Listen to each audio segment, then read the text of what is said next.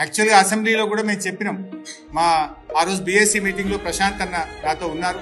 మేమిద్దరం కూడా బీఎస్సీ మీటింగ్లో పోయి స్పష్టంగా పీపీటీకి మాకు అవకాశం ఇవ్వండి, మేము పాల్గొంటాము అని చెప్పినాం. ఆనాడు కేసీఆర్ గారు పీపీటీ ఇచ్చినప్పుడు కాంగ్రెస్ వాళ్ళు ఏం చెప్పిందంటే అసలు పీపీటీ పెట్టద్దు, ఈ సంప్రదాయమే లేదు, మీరు పీపీటీ పెడితే మేము బైకాట్ చేస్తామని కాంగ్రెస్ పార్టీ ఉత్తరం ఇచ్చింది. కానీ మేమేమన్నాం, ప్రశాంత్ అన్న నేను పీపీటీ మీరు పెట్టండి, మాకు కూడా ఇప్పుడు ఇదంతా నేను రెడీ చేసిన కదా, ఇదే పీపీటీని అసెంబ్లీలో చూపిస్తుంటే కదా నేను, ఈ పీపీటీ చూపించడానికి మాకు అవకాశం ఇవ్వండి అంటే బట్టి విక్రమార్క గారు, శ్రీధర్ బాబు గారు మీరు పీపీటీ పెట్టే అవకాశమే లేదు అన్నారు. పీపీటీ మీరు అవకాశం ఇవ్వకపోతే మేము ఊరుకోము, ఇవ్వాల్సిందే అని మేము లెటర్ ఇచ్చినాం. మరి పీపీటీకి మీరు అవకాశం ఇచ్చి ఉంటే అసెంబ్లీలో చూపించే వాళ్ళం కదా.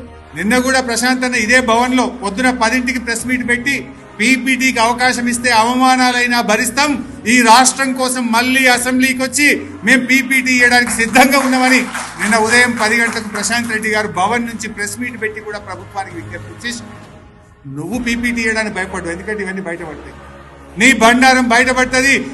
బీఆర్ఎస్ పీపీటీ ఇస్తే మీ ఆగమైపోతారు, తలకాయ ఎడబెట్టుకోవాలో తెలియదని మీరు మాకు పీపీటీ ఇవ్వకుండా మాకు అన్యాయం చేసింది. బట్ అయినా ఊరుకోం. కేసీఆర్ గారు మొన్ననే చెప్పిండ్రు, బీఆర్ఎస్ పార్టీ కృష్ణా నదీ జలాల విషయంలో తెలంగాణకు కాంగ్రెస్ పార్టీ చేస్తున్న అన్యాయాన్ని ప్రజాక్షేత్రంలో పోతాం, ప్రజాక్షేత్రంలో ఎండగడతాం, ప్రజా ఉద్యమానికి శ్రీకారం చుడతాం, ప్రజల్లోకి వెళ్తాం, అవసరమైతే మరో జల పోరాటానికి బీఆర్ఎస్ పార్టీ శ్రీకారం చుడుతుంది. ఎట్టి పరిస్థితుల్లో మాకు అధికారం ముఖ్యం కాదు, తెలంగాణ ప్రజల హక్కులు మాకు ముఖ్యం.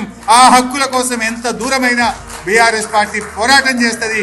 కేసీఆర్ గారి నాయకత్వంలో మీ మెడలు వంచుతాం, తెలంగాణ హక్కులు కాపాడుతామని తెలియజేస్తూ జై తెలంగాణ.